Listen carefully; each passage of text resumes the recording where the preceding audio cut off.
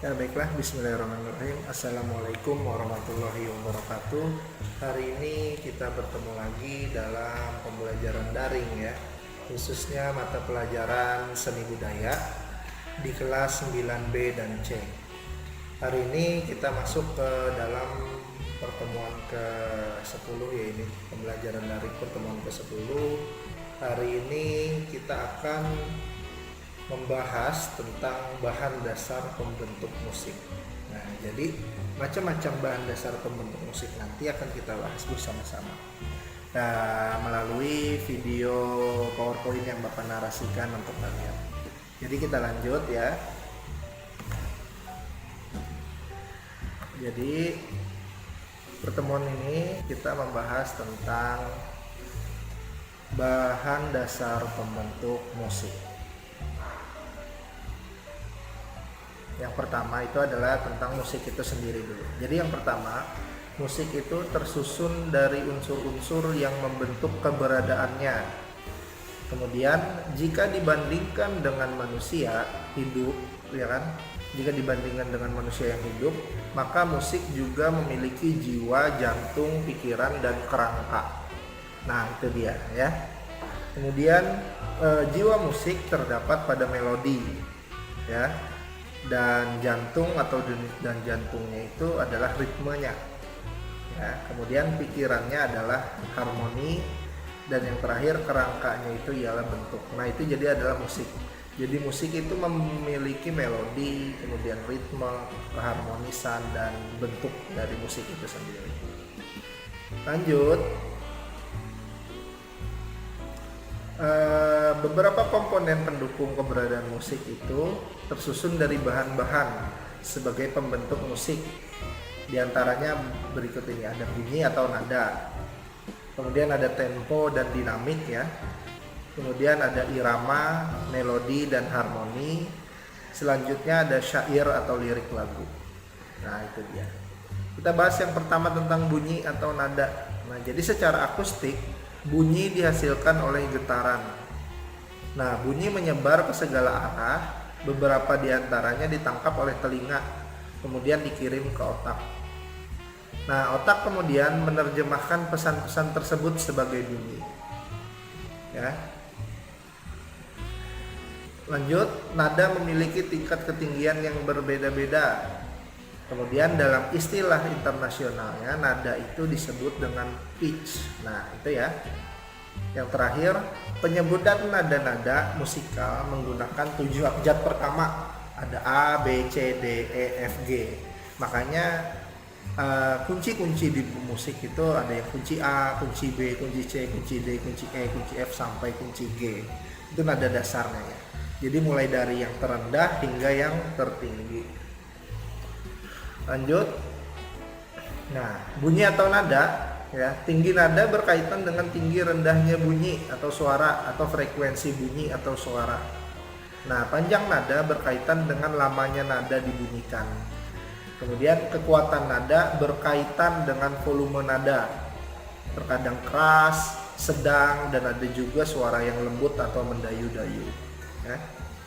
Kemudian warna nada berkaitan dengan karakter suara atau bunyi yang ditimbulkan oleh suara seseorang. Nah, jarak nada berkaitan dengan jarak antara satu nada dengan nada yang lainnya. Yang terakhir, tangga nada berkaitan dengan susunan jenjang nada dari salah satu nada dasarnya hingga oktavnya.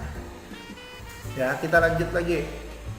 Nah, ini kita masuk pembahasan tentang tempo dan dinamik ya. Tempo itu berarti jarak waktu, yang kalau di dalam musik itu ya diartikan sebagai tingkat kecepatan atau cepat lambatnya penyajian sebuah lagu ya. Kemudian ada 4 tingkat kecepatan tempo. Yang pertama itu adalah adagio, itu tempo yang paling lambat, disebut dengan adagio. Kemudian ada andante. Andante itu agak cepat, setingkat lebih cepat dari adagio. Kemudian yang lebih cepat lagi ada moderato. Ya, moderato itu cepat, lebih satu tingkat lebih cepat dari andante. Dan allegro yang lebih cepat. Nah, jadi tempo-tempo ini berdasarkan jenis musiknya ya. Misalnya adagio itu biasanya lebih ke musik-musik rohani ya itu lebih santai, lambat. Dan lagu-lagu normal yang sering kita dengarkan itu yang bertempo andante dan moderat. Nah, sedangkan allegro itu jenis musiknya lebih ke musik-musik R&B ya, atau musik-musik rapper begitu ya. Kemudian lanjut, dinamik itu berhubungan dengan keras lembutnya suara atau bunyi pada bagian nada.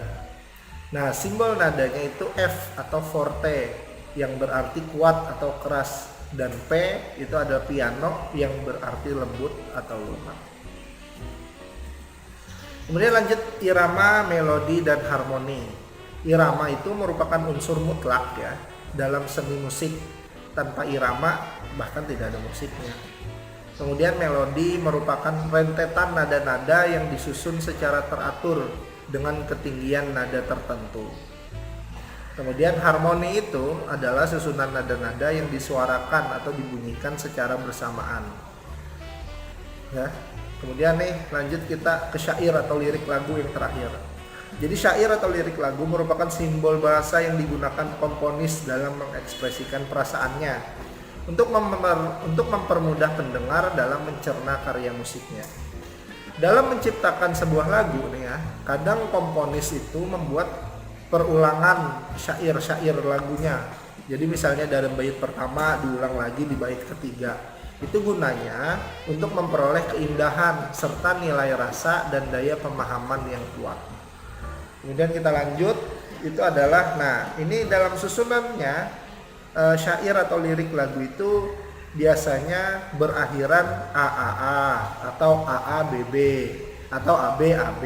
Paham ya artinya? Misalnya lirik lagunya akhirnya AA semua, kemudian lirik lagu akhirnya ABAB terulang begitu. Nah, kemudian selain begitu dapat juga atau bersajak bebas-bebas, itu sesuai jenis lagunya. Jadi macam-macam lagu itu mempengaruhi syairnya. Tujuannya adalah untuk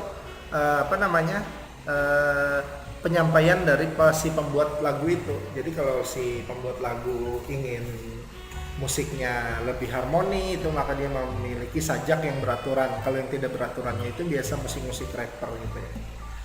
Oke, ini aja pertemuan kita tentang seni budaya ya, mata pelajaran seni budaya tentang bahan dasar pembentuk musik.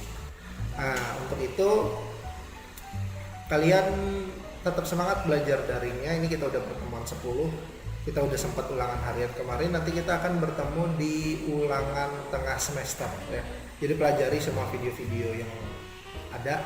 Bapak sudah upload semua ke dalam YouTube, jadi kalian bisa cek videonya tanpa perlu download lagi ya. Cek semua video pembelajarannya di YouTube.